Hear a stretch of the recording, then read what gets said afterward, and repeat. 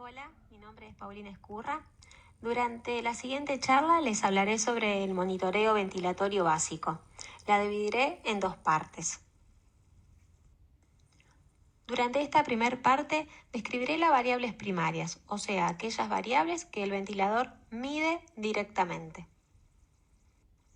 Con la monitorización durante la asistencia ventilatoria mecánica invasiva, perseguimos identificar diferentes procesos fisiopatológicos y su evolución en el tiempo, así como también buscamos optimizar la programación del ventilador para mejorar el intercambio gaseoso y prevenir la injuria pulmonar inducida por el ventilador.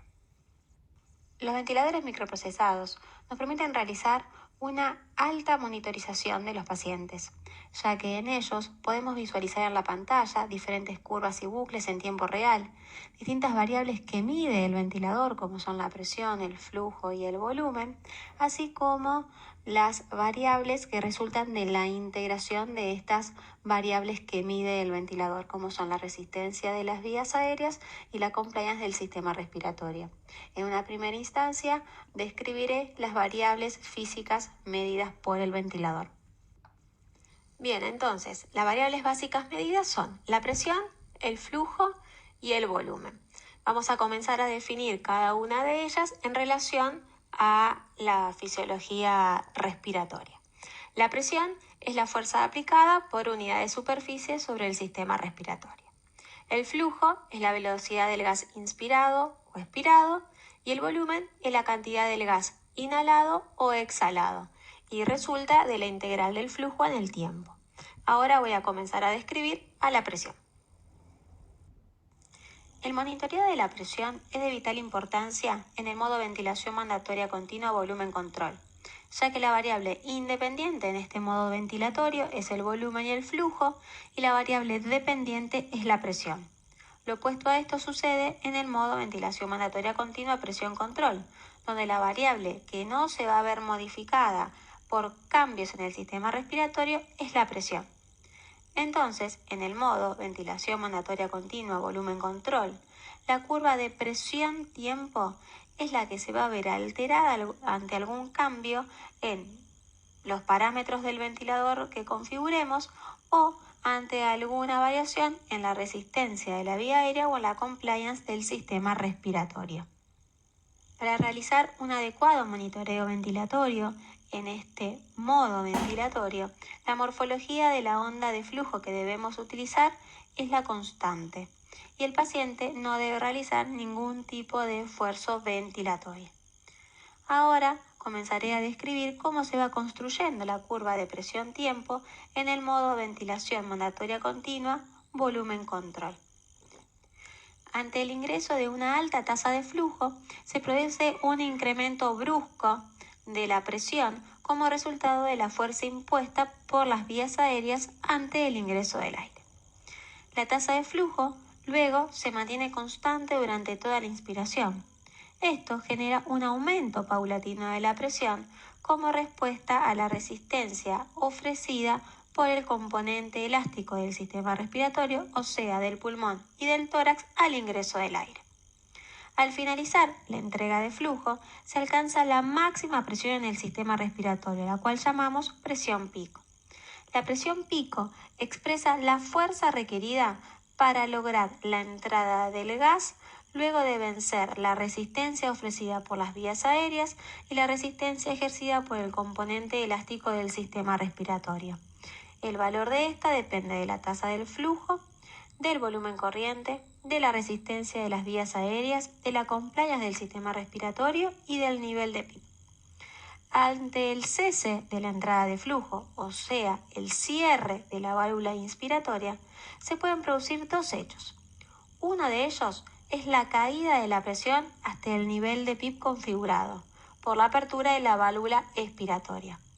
Otro hecho es que se puede lograr una meseta, ¿sí?, por una pausa al final de la inspiración. En este caso, la válvula inspiratoria y la válvula expiratoria permanecen cerradas. El volumen corriente se redistribuye en todo el sistema respiratorio. El valor de presión que se obtiene en este caso se llama presión plató o presión meseta y representa la presión generada por el retroceso elástico del sistema respiratorio, o sea, del pulmón y del tórax. Su valor depende del volumen corriente, de la compliance del sistema respiratorio y del nivel de PIB. Este debe ser de menor a 30 centímetros de agua para evitar la injuria pulmonar inducida por el ventilador por sobredistensión. La pausa que debemos realizar para obtener este valor debe ser de 2 segundos aproximadamente. Una vez finalizada la inspiración, se abre la válvula expiratoria y por diferencia de presión y retroceso elástico del sistema respiratorio, se produce la expiración de manera pasiva hasta el nivel de PIB seleccionado. Como mencioné recientemente, durante la fase expiratoria se alcanza el valor de PIB seleccionado en el ventilador. Durante determinadas circunstancias, como ser colapso de la vía aérea con limitación al flujo aéreo como se ve en la imagen, o tiempo expiratorio insuficiente para el vaciado pulmonar, un volumen de aire queda atrapado por encima del volumen de relajación del sistema respiratorio. Este fenómeno se denomina hiperinsuflación dinámica y provoca una presión positiva teleexpiratoria denominada PIB intrínseca o autoPIB. En la ventilación mandatoria continua, ya sea por presión o por volumen, se debe sospechar de la existencia de autoPIB cuando el flujo teleexpiratorio no llega a cero. Existen varias maniobras para medir la PIB intrínseca o autoPIB. Una de ellas es el método estático o de oclusión al final de la expiración, para el cual es necesario realizar una oclusión de la válvula expiratoria a través de una pausa teleexpiratoria de 1,5 a 2 segundos. Al provocarse el cese de flujo, las presiones en todo el sistema respiratorio se igualan y se mide la presión de todos los alvéolos que están conectados con la vía aérea y se obtiene el valor de PIB total que incluye la PIB configurada en el ventilador y la PIB intrínseca. Esta se puede realizar tanto en un modo volumétrico como presométrico, siempre y cuando el paciente no realice ningún esfuerzo ventilatorio. Como mencioné en la diapositiva anterior, la maniobra estática nos permite medir la presión al final de la expiración de aquellos sectores del sistema respiratorio que están comunicados con la vía aérea proximal.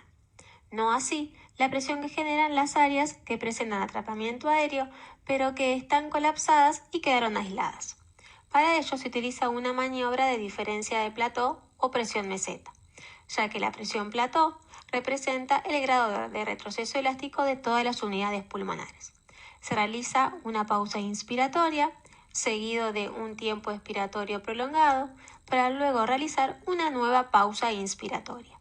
La diferencia entre las dos presiones mesetas es el nivel de autoPIB o PIB intrínseca. Las dos maniobras mencionadas anteriormente no se pueden utilizar para medir autoPIB en pacientes que ventilen espontáneamente, ya sea por una vía artificial o por su vía aérea natural. Para ello es necesario la colocación de un balón esofágico y el método que se utiliza se denomina método dinámico, pero no es motivo de esta charla porque excede al monitoreo ventilatorio básico. La presión media corresponde al promedio de todos los valores de presión que distienden los pulmones y el tórax durante un ciclo respiratorio. O sea, todas las presiones que vimos hasta ahora, la presión pico, la presión plató y la PIB total. Se puede calcular matemáticamente, pero los ventiladores la determinan a partir de la integración del área debajo de la curva presión-tiempo. Su valor se relaciona con la oxigenación arterial y con el retorno venoso. Por ejemplo, a mayor presión media, mayor presión dentro de la cavidad torácica, menor retorno venoso. Bien, ahora describiremos el flujo, que es otra de las variables que el ventilador mide de manera directa. En este caso, la medición la realiza a través de un neumotacógrafo que puede estar posicionado en la I del circuito ventilatorio o a la salida de la rama expiratoria. La fase inspiratoria, de la curva de flujo-tiempo, nos va a otorgar información valiosa sobre cambios en la resistencia de las vías aéreas o en la compliance del sistema respiratorio en los modos presométricos, ya que en los modos volumétricos el flujo es la variable independiente. Los cambios de la fase inspiratoria de la curva de flujo-tiempo en relación a los cambios que se puedan producir en la impedancia del sistema respiratorio lo vamos a ver en detalle hacia el final de la segunda parte de esta charla. la fase expiratoria de la curva de flujo-tiempo y una morfología desacelerada, ya que inicialmente se presenta una gran diferencia de presión entre el sistema respiratorio y el ventilador al abrirse la válvula expiratoria. Luego, este gradiente de presión va disminuyendo por la salida del gas. Debe alcanzarse el valor 0 antes del inicio de la siguiente inspiración para evitar la hiperinsuflación dinámica, como vimos anteriormente. Otra de las variables que los ventiladores miden es el volumen, aunque los ventiladores modernos el volumen lo obtiene de la integral del flujo y el tiempo. En la curva de volumen-tiempo podríamos observar si hay fuga en el sistema respiratorio, ya que deberíamos ver en ella que el volumen inspirado es igual al volumen exhalado. En la imagen que están viendo en este momento se puede apreciar que el VT exhalado es menor que el VT inspirado. Les dejo una pregunta para que piensen sobre esta primer parte de la charla de monitoreo ventilatorio básico, y es: ¿qué variables de las que vimos hasta el momento monitorearía a diario en un paciente bajo asistencia ventilatoria mecánica invasiva? ¿Por qué? Bueno, muchas gracias y damos fin a esta primer parte de la charla sobre monitoreo ventilatorio básico.